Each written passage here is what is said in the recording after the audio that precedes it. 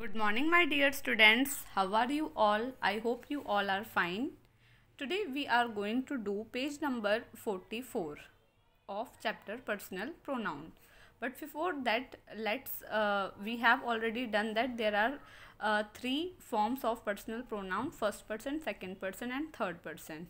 Okay, first person means the person speaking. I, me, mine, we, us, ours. So I, and second person means the person spoken to. Suppose I am talking to you. Okay, so you are the second person. And third person, if we both are talking about the person spoken of or about, we are talking about a third person. Okay, then that become third person. Okay, तो हमने forms of personal pronoun में first person, second person और third person पढ़ा है. ठीक है, तो I का मतलब जैसे I am a good girl. I का मतलब मैं. ओके, मैं. आई का मतलब. गिव मी अ पेन. मी का मतलब मुझे. This book is mine. Mine का मतलब मेरा. Okay, so these three words I have different meanings. Okay, we are playing. We means हम खेल रहे हैं. Us, let us play football. चलो हम. अस का मतलब चलो हम फुटबॉल खेलते हैं. अस का मतलब हम. ओके, अवर्स का मतलब हमारा. ओके, ये बिलोंगिंग को शो करता है. अंडरस्टूड? अवर्स हमारा. ओके, यू का मतलब तुम. You are a good boy. तुम एक अच्छे बच्चे हो. यूअर, तुम. Okay, this. Okay, your means you का मतलब तुम. यूअर का मतलब तुम्हारा. Okay, your. ठीक है. Give me your pen. तुम मुझे अपना पेन दो. ठीक है, अपना means give. Is that shirt. Give me your pen. तुम मुझे अपना पेन दो. अपना मीन्स यू का मतलब तुम. ठीक है. ओके, उसके बाद आता है हमारा यूअर्स का मतलब होता है तुम्हारा. ठीक है, ये एस लगते ही बिलोंगिंग का काम करेगा. ठीक है. Okay, I am talking to your mother. I am talking to your. तो यूअर के बाद अगर कोई वो आ जाए जैसे नाउन, तो वो इधर बिलोंगिंग का काम करता है. अगर नहीं आ रहा तो हम यूअर्स भी लगा सकते हैं. तो तुम्हारा है इसका मतलब. ठीक है. ही का मतलब जैसे he is a good boy, she is a good boy. He का मतलब वो एक अच्छा लड़का है, वो एक अच्छी लड़की है. अगर शी है तो दे का मतलब दे आर गुड स्टूडेंट्स. दे का मतलब होता है वे अच्छे स्टूडेंट्स हैं.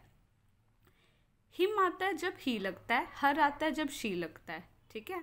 Them will come when they is used. So let me give you example. He is a good boy. Okay, let him sit with you. ठीक है. हिम का मतलब उसे. Let me give one more example.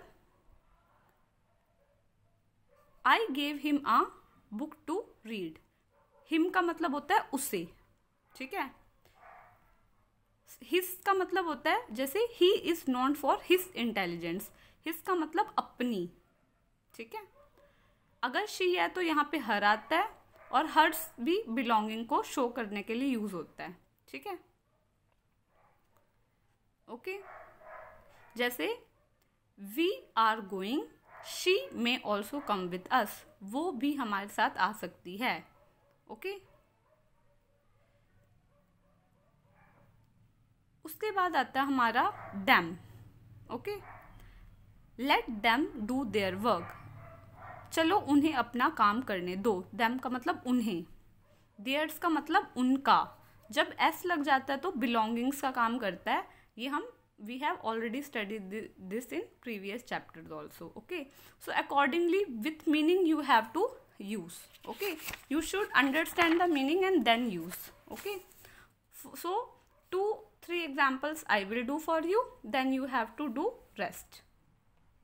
Meena and I went to school together. Meena और मैं school एक साथ गए. So I will come. Okay. Sunita gave me some sweets. Sunita ने मुझे कुछ स्वीट्स दिए. We blamed her for the accident. Blamed का मतलब दोष देना. हमने उसे ब्लेम किया एक्सीडेंट के लिए. Okay. I told her the truth but she lied to me. मैंने उसे सच बताया पर उसने मुझसे झूठ बोला. ठीक है. So you have to understand the meaning and then do. Okay. So it is very easy. Okay.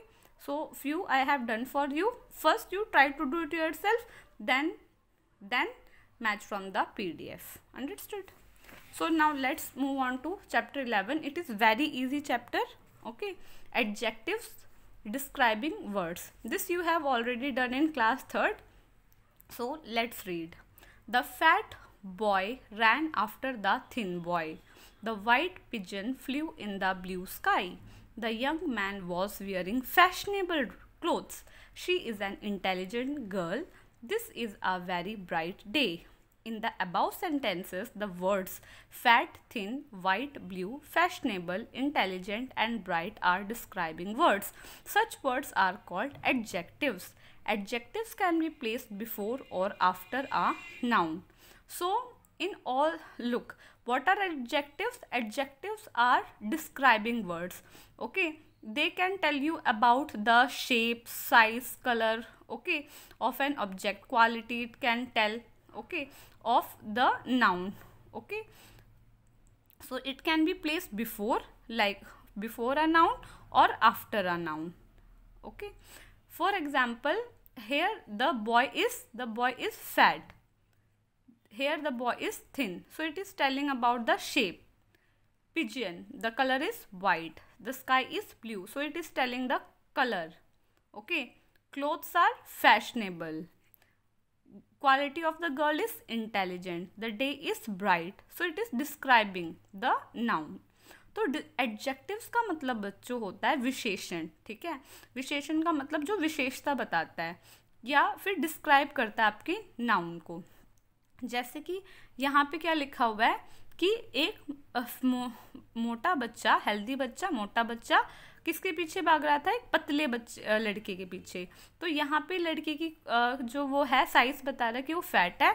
यहाँ पे लड़का कैसा है? पतला.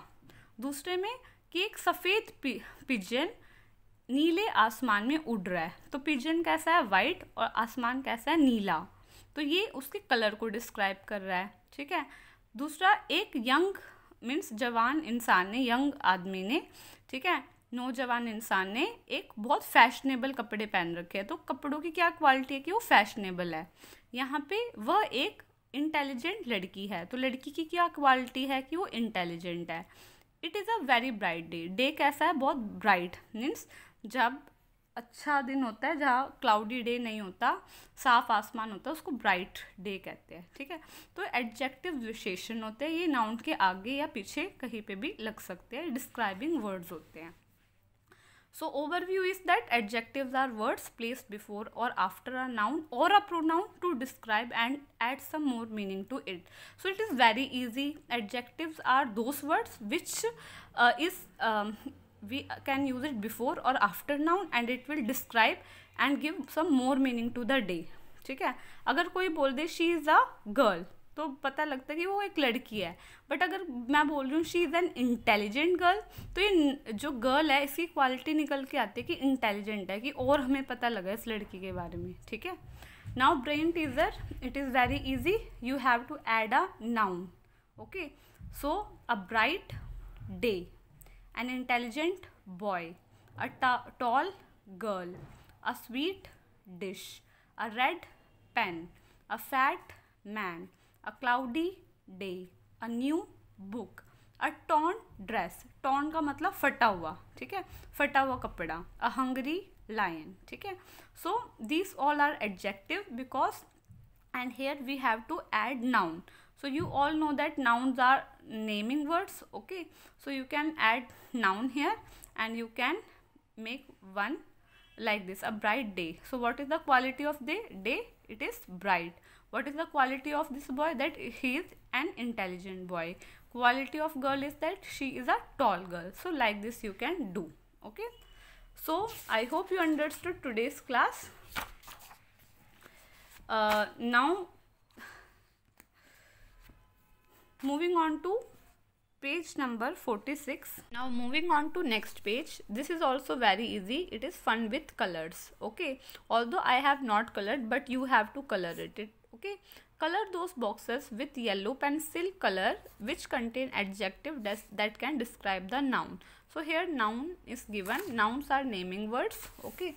So it can be a name of a person, animal, thing, object, place, okay. So noun. So you have to adjective, 4 options are given. You have to color it with yellow pencil that can describe this, okay. So banana, ripe banana. Sharp knife. Pretty dress. Wooden door. Tall grass. Fat cat, okay. Ripe का मतलब पका हुआ बनाना. Means sharp knife का मतलब जिसमें बहुत धार होती है, ठीक है, शार्प नाइफ. प्रिटी बहुत सुंदर ड्रेस. डोर कैसा है? लकड़ी का दरवाज़ा. ग्रास कैसी है? लंबी, ठीक है, टॉल ग्रास. कैट कैसा है? मोटी बिल्ली, ठीक है, like this. Underline the adjective in the following sentence and color them green. So you have to underline the adjectives. Adjectives are the describing words, okay. Adjectives describe more about a noun. So you have to do. They live in a beautiful house. So house, the quality of a house is that it is beautiful. Lisa is wearing a green shirt. So the color of this shirt is green. So it is describing more about this shirt, its color. This is a big garden. So the garden is big. So it is describing the quality, or it is describing more about this garden, okay. Size, here color, here quality is described. There has been a heavy rainfall today. So the rainfall was very heavy. बहुत तेज बारिश हुई, तेज, okay. This is a nice shop. So the quality of this shop is that it is very nice. He is wearing a new watch. So the watch is new. We came to know from this word. So it is an adjective. The pink rose is very pretty. So rose is pink in color, and its one more quality is that it is very pretty.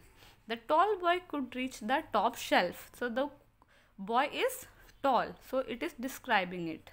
And the shelf is the top shelf. Okay. So you have to color it with green color. Now matching. You have some words are given here. You have to match with same meaning. Sad means unhappy. Brave means courageous. Costly means expensive. Okay, expensive is given here. Tired means weary. Strong means powerful. Rich, wealthy. Thin, slim. Quiet, silent. Shy, timid. Okay. Sad का मतलब उदास. Brave का मतलब, courageous का मतलब, दोनों का मतलब सेम, हिम्मत वाला. Costly और expensive सेम मीनिंग है, मीन्स महंगा. Tired का मतलब और weary का सेम मीनिंग है, थका हुआ. Strong का मतलब और powerful का मतलब ताकतवर. Rich का मतलब और wealthy का मतलब पैसे वाला, अमीर. एम्प्टी और वेकेंट का भी सेम मीनिंग है कि भाई खाली. थिन और स्लिम का मतलब पतला. क्वाइट और साइलेंट का मतलब जो चुप है. शाई और टिमिड का मतलब जो बहुत शर्माता है, ठीक है. So you have to put like you can match or you can give the numbering like this. Okay, so I hope you understood today's class. Fill this exercise. Okay, thank you so much. Have a nice day. Bye.